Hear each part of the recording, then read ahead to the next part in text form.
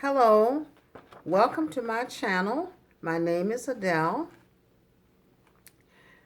If you have not been to my channel before, and if this is your first time here, make sure to hit the subscription button below and also to give me a like. And when you hit the subscription button, make sure that you wait for the box to open up so that you can put your email in and you will be notified when I'm doing a video. And I would like for you to do that. I would appreciate it very much.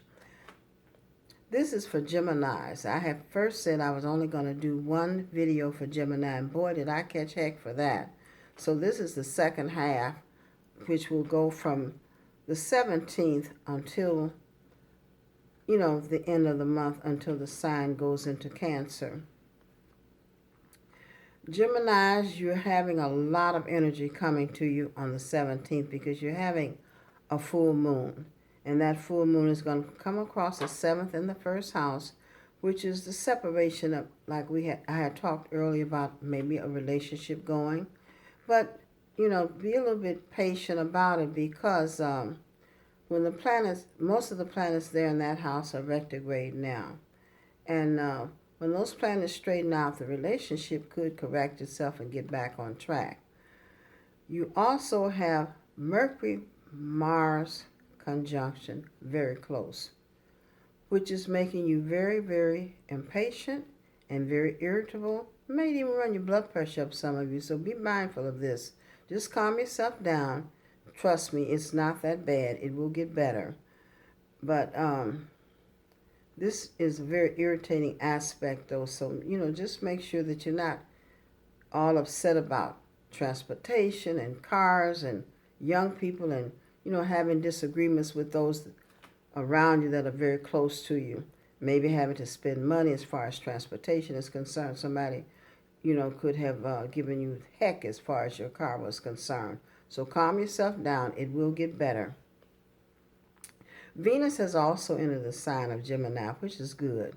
This will give you some warm feelings and offset some of that frustration that you're feeling. I'm only talking about the planets where you have aspects in those houses that will be influencing you and, your life and how you're feeling about things.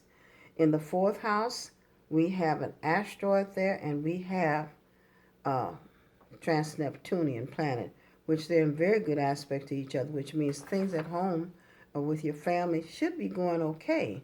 It's just you might be getting a little emotionally upset. So calm down. They love you still. Coming to the sixth house, of course, we have Jupiter has moved into that house. And Jupiter in this house, of course, has a lot to do with your diet because we still have Sirius, which is an asteroid in that house, which has a lot to do with diet and food and how we consume it. So make sure that you do not overeat, which will give you some of this frustration that you're feeling in this first house. And also, you're not quite satisfied with the way that you look. So get into an exercise program. It will make you feel much better about yourself. Coming to the seventh house, we have the moon in that house. We have the power of fortune over there. And we also have Saturn and Pluto. And in a few days, Mercury and Mars are going to catch up with those planets, which will make you feel more impatient. But also, as I had said before, these are very, very violent planets. So it could be a situation where you find yourself just angry and wanting to, maybe fight a little bit. Let's not do that, though. That's not good. Don't say anything about my eyes, because I've told you guys before, I talk with them. And sometimes I get frustrated with myself for talking with them so much. But that's what I do. However, the Saturn-Pluto conjunction in this house also tells me that, this is a situation where you just maybe don't want to get out and do things because you don't feel like, but the moon say you must go someplace and try to have some fun. Try to enjoy yourself, enjoy your summer, and try to calm yourself down because, as I said before, it's not as bad as you think it is. It could be worse.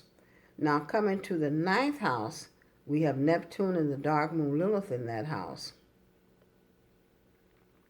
Also, this is very near the midheaven still, which means that you're still kind of frustrated with your career, and you might want to change. And this is not a bad time to change.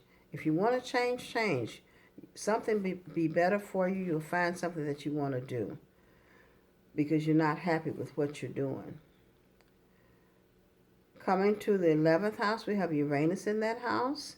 And Uranus has a lot to do with friendships and new people coming into your life.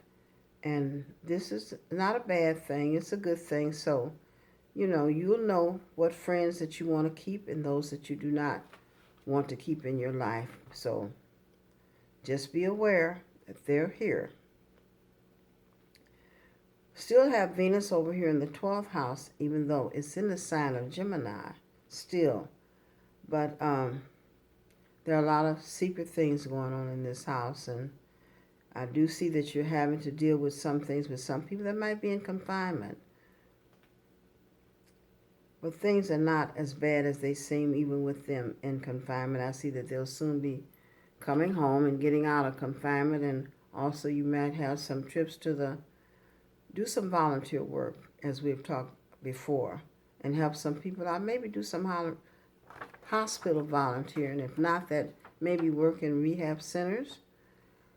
So until next time, Gemini, enjoy your summer, enjoy your family, and watch your emotions and try to get them under control somewhat, because it's only going to frustrate you.